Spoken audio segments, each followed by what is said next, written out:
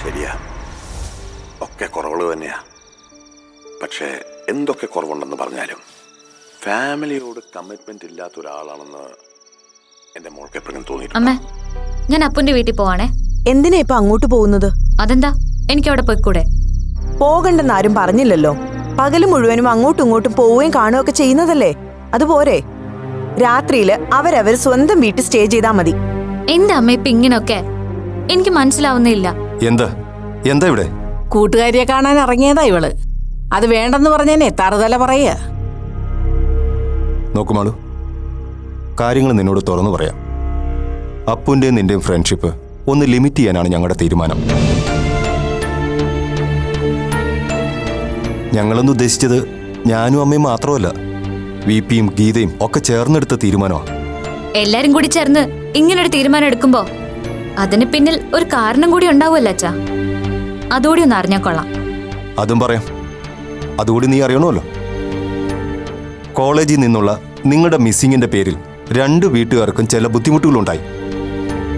ഇത്രയും വർഷത്തെ ഫ്രണ്ട്ഷിപ്പിനിടയിൽ ആദ്യമായിട്ടാ ഞങ്ങൾ പേരൻസിന് പരസ്പരം മുഷിഞ്ഞ് സംസാരിക്കേണ്ടി വന്നത്.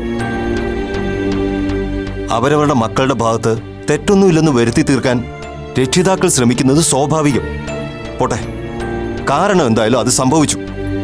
ഇനി ഒരിക്കലും 2 വീട്ടുകാർക്കും ഇടയിൽ അങ്ങനൊരു വിള്ളൽ ഉണ്ടാകാതിരിക്കാനാണ് ഞങ്ങൾ പരസ്പരം ആലോചിച്ച് ഇങ്ങനൊരു തീരുമാനം എടുത്തത്. അത് മാത്രമല്ല മാളു, മുത്തശ്ശി പറഞ്ഞ പോലെ നിങ്ങളിപ്പോ വെറും കുട്ടികളല്ല. ഭാവിയിൽ എപ്പോഴാണെങ്കിലും തമ്മി പിരിഞ്ഞു ജീവിക്കേണ്ടവരാ. ഇപ്പോഴേ അതിനൊരു തയ്യാറെടുപ്പ്. ഇതിന് നീ അങ്ങനെ കണ്ടാ മതി മോളെ. ഇന്നലെ 2 പേരും അവരവരുടെ റൂമിലല്ലേ കിടന്നത്? 2 പേർക്കും കുഴപ്പമൊന്നുമില്ലല്ലോ. ഇനി അതങ്ങോട്ട് ശീലമാക്കുക. അഥവാ അപ്പുമായിട്ട് ഇങ്ങോട്ട് വന്നാ എന്തെങ്കിലും നയത്തി പറഞ്ഞ് അവളെ ഒഴിവാക്കുക. പറഞ്ഞത് മനസ്സിലായല്ലോ? ഇനി ഇപ്പൊ ഒറ്റയ്ക്ക് കിടക്കാൻ പേടിയാണെങ്കിൽ മക്കള് വന്ന് മുത്തശ്ശിയുടെ കൂടെ കിടന്നോ? വേണ്ട, ഞാൻ തനിച്ച് കിടന്നോളാം.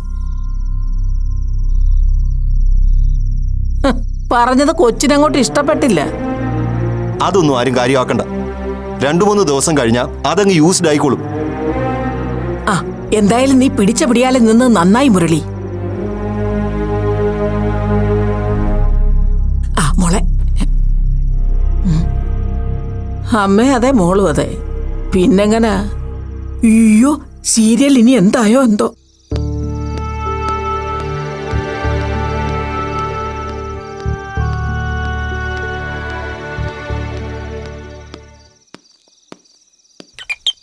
ആയേ, ഞാൻ മധുമതിയാ. ആ, എന്താ ടീച്ചറെ? അനു അവിടെ ഉണ്ടോ?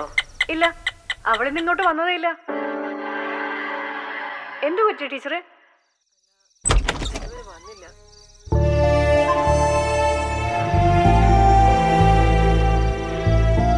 എല്ലാരും നേരത്തെ കിടന്നു ആന്റി? ആ, കിടക്കാൻ പോവുമായിരുന്നു. ആ, അപ്പുവോ? എന്താ വന്നത്?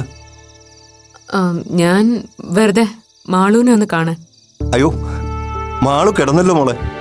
വൈകുന്നേരം മുതല് അവൾക്കൊരു തലവേദന. വൈകിട്ട് ആഹാരം കഴിക്കാൻ പോലും വന്നില്ല. എന്നാ പിന്നെ നേരത്തെ കിടന്നോളാം ഞാനാ പറഞ്ഞത്.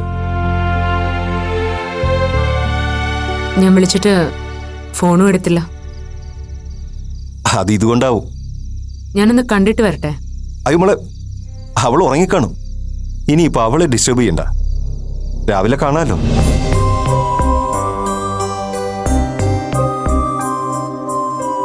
എന്നാ പിന്നെ മോളെ ഇറങ്ങല്ലേ? ശരി എങ്കിൽ good night. Aunty good night. Good night അപ്പോ.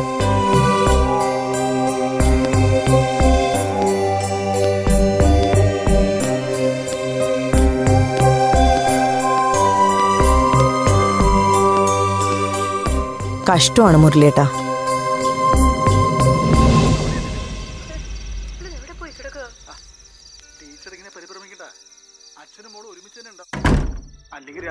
ആ, ഇപ്പൊ ചെയ്തത് നല്ല കാര്യം.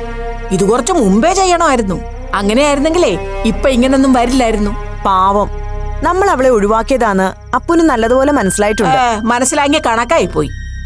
ഇവിടുത്തെ കൊച്ചിനെ കാര്യങ്ങൾ പറഞ്ഞ് മനസ്സിലാക്കാൻ ഇവനായല്ലോ. അതുപോലെ അവിടെ ഉള്ളവർക്ക് എന്താ ചെയ്താല്?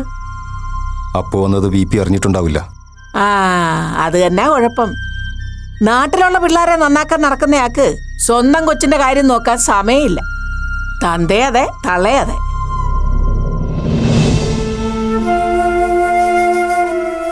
അത് പോട്ടെ. എന്തായാലും അപ്പു തിരക്കി വന്നൊന്നും ഇനി മാളുവിനെ അറിയിക്കാൻ നിൽക്കണ്ട. ഉം.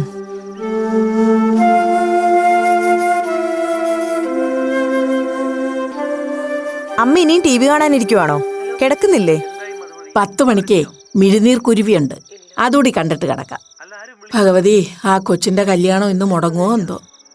ടീച്ചർ ടെൻഷൻ ആവണ്ട, മോള് മേനന്റെ കൂടെ തന്നെ കാണും.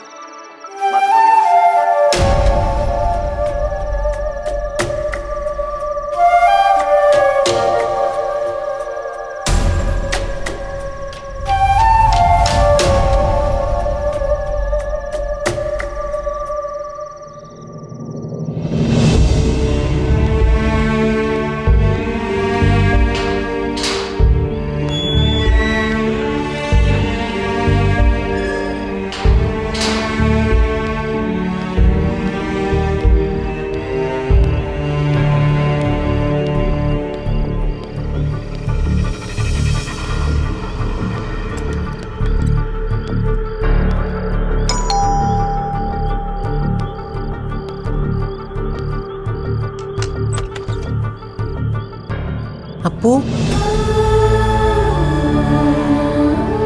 അച്ഛൻ പറഞ്ഞൊരു കാര്യമുണ്ടെന്ന് ഇപ്പൊ നിനക്ക് മനസ്സിലായില്ലേ മോളെ? പഴയതുപോലെ ഏതു നേരവും കളിക്കൂട്ടുകാരായി ഇനി നടക്കാൻ നോക്കണ്ട. എല്ലാവരും മാറിപ്പോയി, എല്ലാവരും. നിന്നെ ഇനി വാശിക്ക് ആരും അറിയാതെ ഇറങ്ങിപ്പോവാനും ഗേറ്റ് ചാടി അവിടെ കയറാനൊന്നും ശ്രമിക്കണ്ട, കേട്ടല്ലോ?